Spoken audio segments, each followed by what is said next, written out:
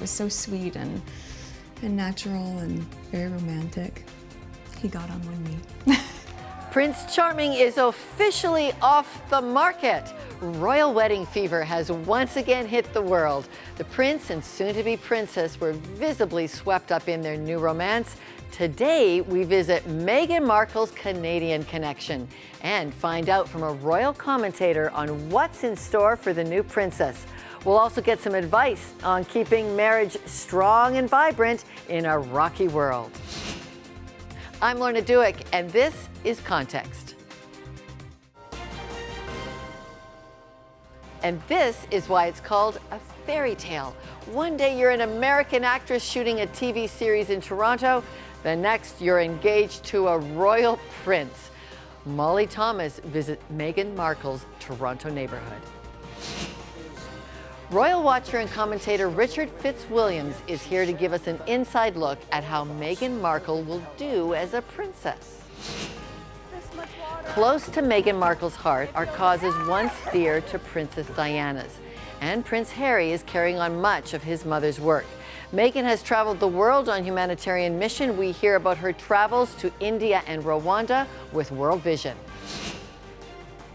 Sometimes marriages don't last, and sometimes they need a little help. Saving marriages from ruin is what Nikki and Sila Lee do for a living. They join us from London, England, and give us some helpful tips on keeping marriage strong, even when you're a royal. Our Sheldon Neil will look at the media frenzy that broke shortly after Meghan said, "I do." Global divorce rates put Canada in the middle of the pack at 48%. Belgium has the highest rate, a whopping 71%.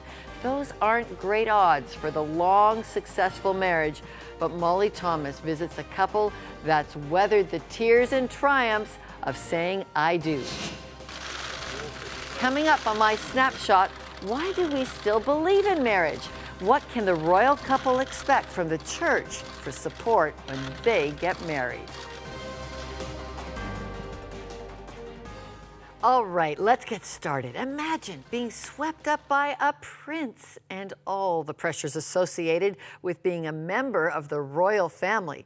But Meghan Markle seems capable and well-suited. Molly Thomas now with a report on her romance that began in Toronto. Well, Lorna, the headlines have really read American princess to wed British royalty, but Canadians, especially Torontonians, I mean, we kind of feel like she's our princess. So we are in the financial district right behind me. This building, this is where parts of the hit TV show Suits was filmed. That is the reason that Meghan Markle even came to Canada in the first place. So since then, 7 years ago, she's made Canada feel like home. You don't have to go far to find Meghan Markle's hot spots, from some of her favorite places to eat to the private downtown clubs she regularly frequented. Even that famous coat she rocked for her official engagement, completely Canadian-made. It was a real surprise and, very touching that she wore it on her special day.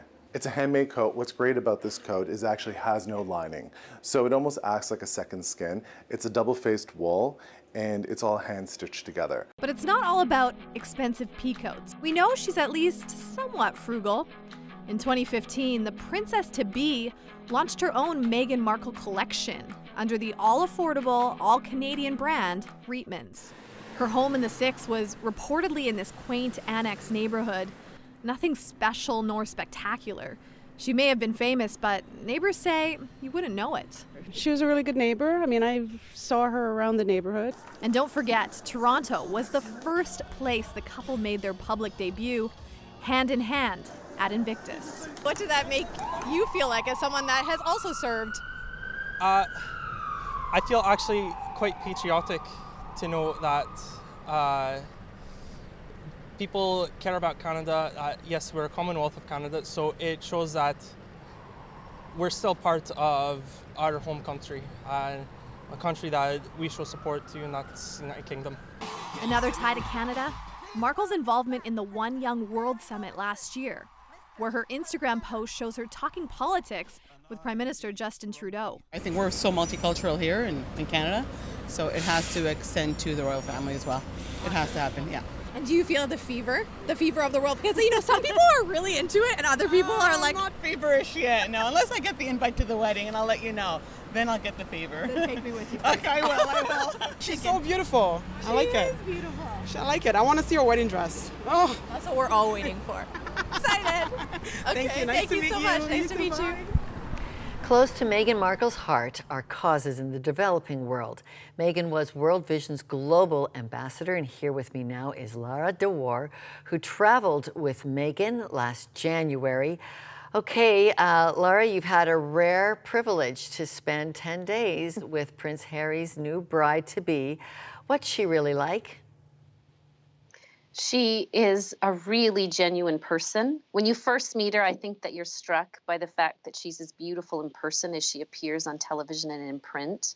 But she's really genuine, very approachable, and she's very smart. You get the sense that she's a disciplined individual and hardworking, and she doesn't get involved in things that she can't throw her full weight against. All right, and you've understood now a little bit the re-evaluating she's going to have to do. Tell us about how complicated this gets now of being a woman with a big heart for the world, and how she's going to have to figure out that future.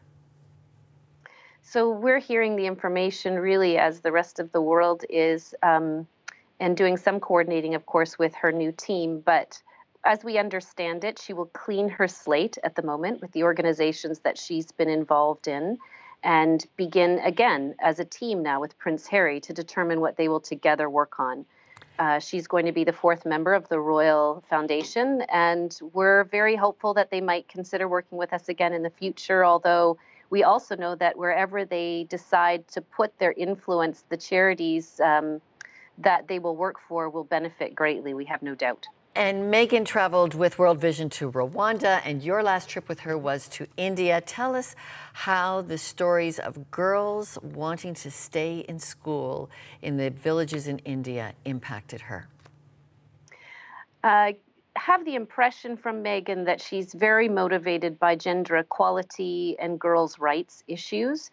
Our trip did focus on ways and means of getting girls to enroll in school and staying there. She was very moved by every experience. She is very approachable and really worked to hear each girl or woman's story who we met and interacted with. She has a genuine interest in people and a great curiosity. So her interest was deep in the work that we were going to experience. Thank you, Lara. That was Lara You're welcome. Dewar, Chief Marketing and Development Officer with World Vision Canada. Joining me now is royal commentator Richard FitzWilliams from London. Hello, Richard. Thanks for being there for us. And it's been a lot of discussion there in England. Richard, Meghan is not your typical royal family member. She's biracial. She is divorced, has an interesting background as an actress. How was she qualified or vetted? Did that even happen in this case? Well, the good news is that it no longer happens other than as, shall we say, a technicality. The Royal Marriages Act of 1772 has recently been amended, and that meant that to marry Meghan, Harry had to ask the Queen's permission. You have to, up to 6th in line to the throne. But one of the things that has been welcomed here is that she's American, she's divorced, and she's mixed race, because I think that will mean that the monarchy will be more inclusive. Those who regarded it as rather remote will feel a connection with it when some of them did not before. The fact she's an actress also has meant that she's had to build her own career, and that means that she will satisfy a requirement that Prince Harry's former girlfriend absolutely did not, and that is she's used to the media. She can handle the avalanche of publicity that will undoubtedly accompany them pretty well permanently. So there's no betting process as such, but what happened in Europe from the 1960s, members of royal families have been marrying for love, not just other members of royal families or aristocrats. When it came to Charles and Diana fatefully, as we know, that turned into a nightmare because he couldn't marry the person that he loved. Now, fortunately, things have radically altered, and I think the fact that Meghan was undoubtedly a unique royal bride has played for her, and also they will be a tremendously popular couple, and they will be a marvelous dynamic duo for charitable purposes on the world stage. Let's talk about how lavish an affair or not is this going to be. You know, his brother rolled out quite a wedding. Will Prince Harry and Meghan be as lavish as that? It can't be as lavish as that because they're going to be married at St George's Chapel, Windsor. Now that seats 800. Westminster Abbey, where William and Kate married, seats 2,000. St Paul's, where Charles and Diana married, seats 2,600. But it will be spectacular. What is interesting is, though we don't know the details, is that William and Harry, no question about it, they're both very, very different, I think, because William is, of course, the future king. Harry, when Kate's third baby is born next April, will be sixth in line. Now, they've decided, Harry and Meghan have decided to be married in St George's Chapel in Windsor, and they've also made a point of stressing that they want people to be involved. They want a popular link. Now, whether that's going to mean a ballot with a lot of people able to attend inside the chapel, we don't know. It'll be interesting to see what transpires, because Windsor is limited when it comes to actual your audience. I mean, in Westminster Abbey, of course, you've got the palace, the balcony scene and so forth. We won't have that. So what we want to know is, what will we have? And that'll be the excitement in the months to come as details trickle out. Okay, Richard, tell us about the Church of England's participation in this royal wedding.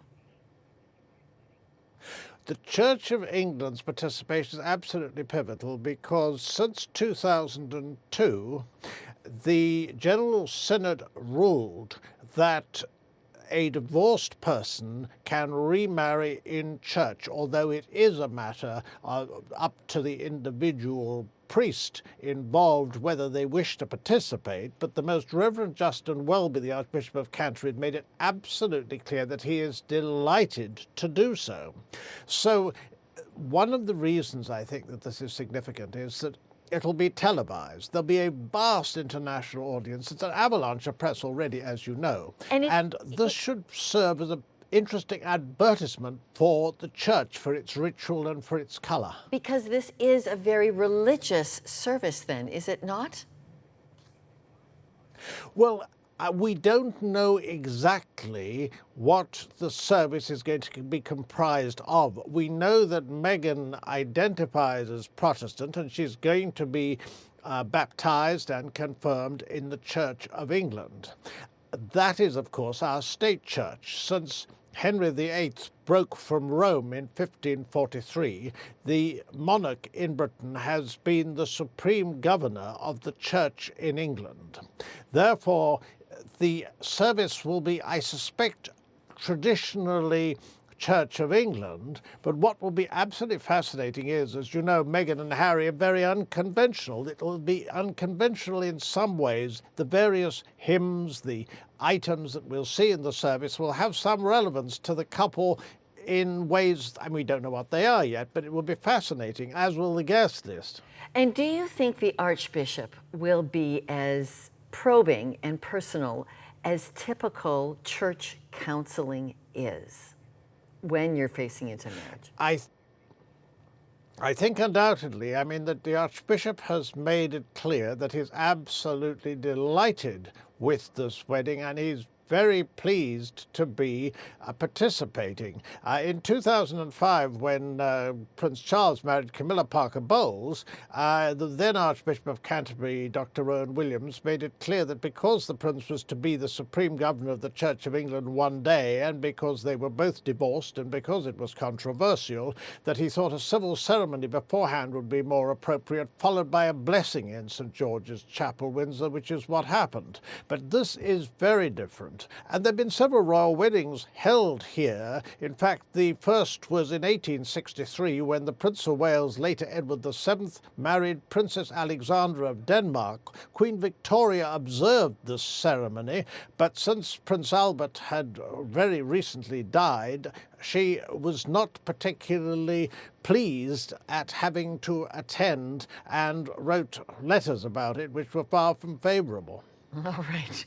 Your stories there of that wonderful royal family just go on and on. Thank you. And we will stay tuned and hear from you later on as this wonderful wedding unfolds. Thank you, Richard. A pleasure. That was royal commentator and speaker Richard FitzWilliams. He joined us from London, England. What happens when the rose-colored glasses are off? Look at these divorce rates skyrocketing. Well, Nikki and Sila Lee help couples over the pond stay together by running marriage courses. That's coming up. And Rebecca and John Horwood have been married over 30 years. Royal watchers themselves, Molly Thomas, with this couple's story of love and overcoming the odds and the rewards of building a foundation of trust and love in their faith with Jesus Christ. Join us for a special Context Christmas show on December 19th. Our correspondent Marty Blome will report from where it all began in Bethlehem. We'll feature musicians, miracles, and stories you won't soon forget. Check our website for times in your region.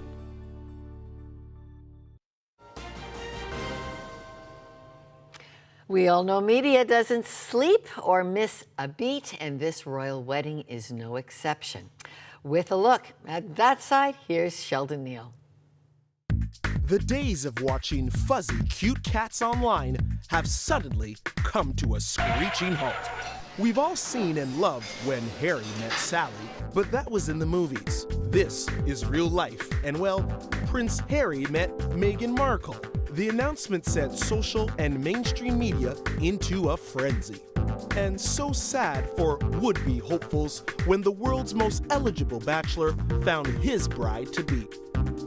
Many expressed their disappointment through online memes, and well, more memes. Leading hashtag trends on Twitter include hashtag Royal Wedding 2018 and hashtag Meghan Markle.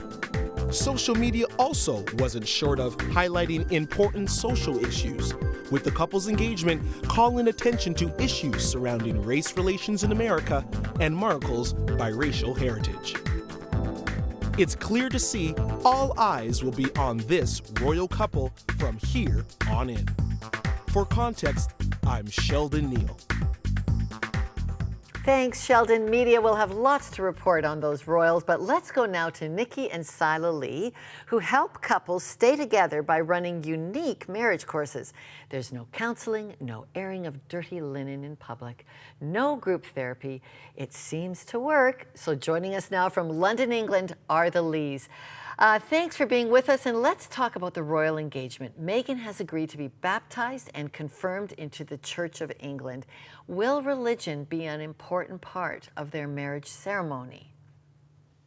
Well, I think obviously the monarchy and the Queen and Prince Philip, I mean, are the head of that, and the Queen is the head of the Church of England, well, the Anglican Communion worldwide, and therefore her faith, their marriage commitment, is a sign of how they believe that marriage is something that is absolutely key to the heart of a healthy society, and we would echo that, and we see the royal family as seeking to put marriage at the heart of a society that is going to be a healthy society. You both provide marriage courses that have been taught to millions of people for over 30 years. You dedicate your life's work to those courses. What have you discovered about marriage? You know, one of the things that we found is that seeking to have God at the center of our relationship draws us to a depth, a closeness that is sharing things at the deepest level. And this understanding that it's God who draws us together, who makes us one in marriage.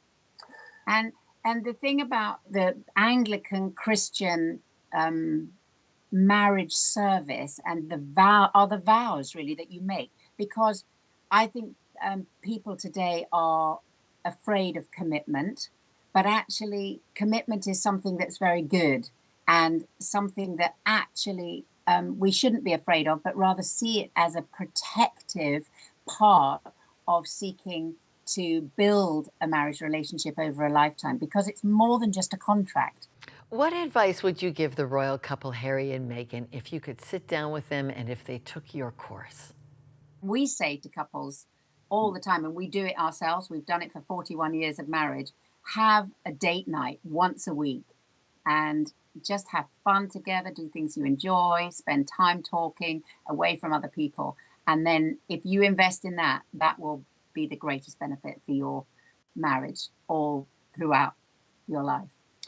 And a date night doesn't mean always going out. Just like Prince Harry and Meghan said, that can be staying at home, a cozy night in, but where you're talking, discovering things about each other. And we never find out everything there is to find out about each other. That's one of the great adventures of marriage, going on, asking each other questions, discovering what each other is thinking and feeling. This is a lifelong journey, and this is what keeps marriages fresh and exciting and growing. Thank you for joining us, Nikki and Sila. Thanks so much, Lorna. Thank you, Lorna. Bye-bye. Goodbye. That was Nikki and Sila Lee joining us from London, England. Check out themarriagecourses.ca to learn more about their work. Still ahead, Molly Thomas with the story of another love couple, Rebecca and John Horwood, and their secrets for a long marriage and romance, and a word or two of advice for the royal couple. Join us for a special Context Christmas show on December 19th. Our correspondent Marty Blome will report from where it all began in Bethlehem. We'll feature musicians, miracles, and stories you won't soon forget. Check our website for times in your region.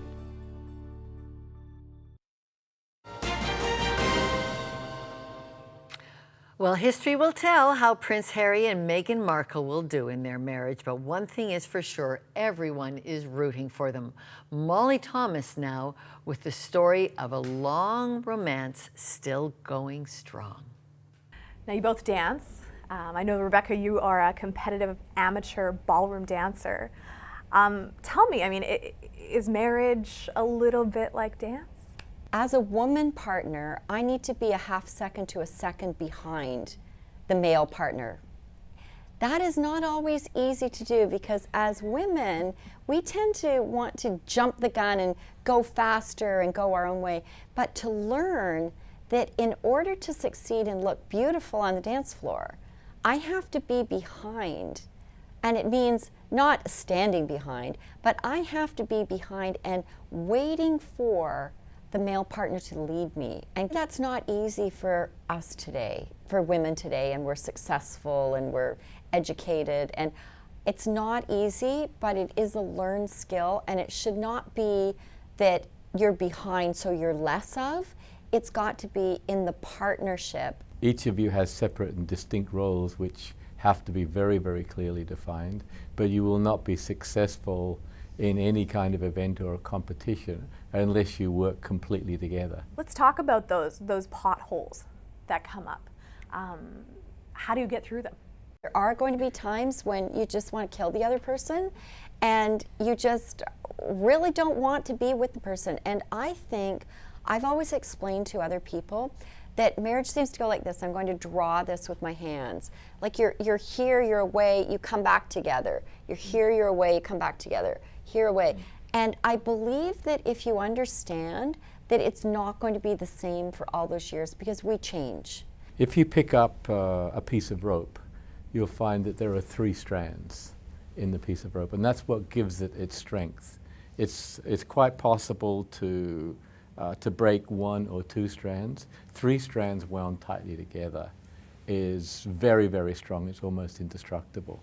So I think when you're looking at a marriage, if you have a marriage with two strands, with two people in it, it is possible to break it. I think the third strand is faith. I think the third strand is God. If you recognize that God is in your marriage and you pay attention to that, then your marriage has an infinitely higher likelihood of success. You folks are not only married, but you work together. You've built a brand together for most of your marriage. Meghan and Prince Harry, I mean, they're talking about doing social causes together, doing humanitarian endeavors together. What would be your advice? You have to have the same objectives, the same goals, and the same values. Otherwise, it'll come apart very, very quickly. So if you both have a strong sense of purpose, then that will cover a multitude of issues and sins and things like that will come as kind of as time goes on. Rebecca, I want to ask, what is your favorite quality about John? Oh, I don't know. I have to think. Come on. I don't know. If you why don't you ask John If you first? can't think of one, neither can I. I know. What is the best thing about Rebecca? I waited to get married, to find the person that I had absolute faith and trust in, and I found her, and we got married, and that's been tremendously important for me. I see so many fractured people, and such a high incidence of divorce and relationship breakdown and stuff like that, and I'm just so very, very thankful and grateful every day. I wonder why Prince Harry and Meghan still think marriage matters. Well, speculate as we may on that, here's a fact. Getting married in the Church of England means the royal couple will get plenty of guidance that God wants to help them make sense of their lives. This royal wedding will be a religious service where an Anglican priest will remind us all that marriage can be rooted and sustained in God. In a Christian ceremony, Harry will be challenged to love Meghan like Jesus loves us. Meghan will go through an adult Christian baptism, then a confirmation, all indication and practice that means Meghan will be indicating in mind and body, I want Jesus as my Lord. That is a daily commitment for a Christian couple, and every couple needs to know that God loves them and has the strength to help them love each other, for better or for worse. A Christian marriage matters. It strengthens and encourages, and royal or not, Christian hope that God can move our hearts to selfless, forgiving love is exactly what every couple needs. It's like the guest said earlier on our program, marriage is best when it is a three-strand cord, each other and God wrapping the hearts all together. More on this topic on our website this week, and for all of us at Context, I'm Lara Dewar. Thank you for watching.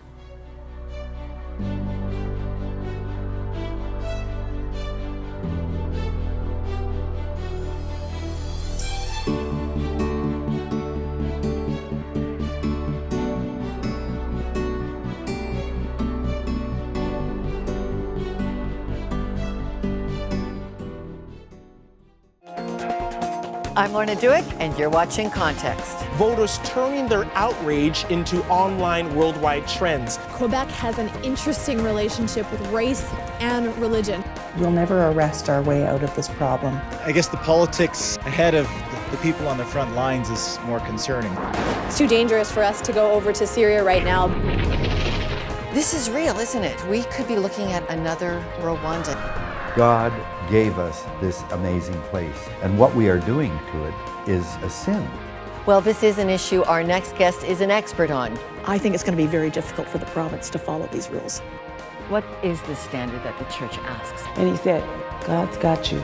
You are protected. How does that get decided, what the Pope will address? Joining me now is Wilma Dirksen. What you're talking about here is the treatment of women in media and entertainment. Bad behavior, is it out of control? Join tonight's important discussion.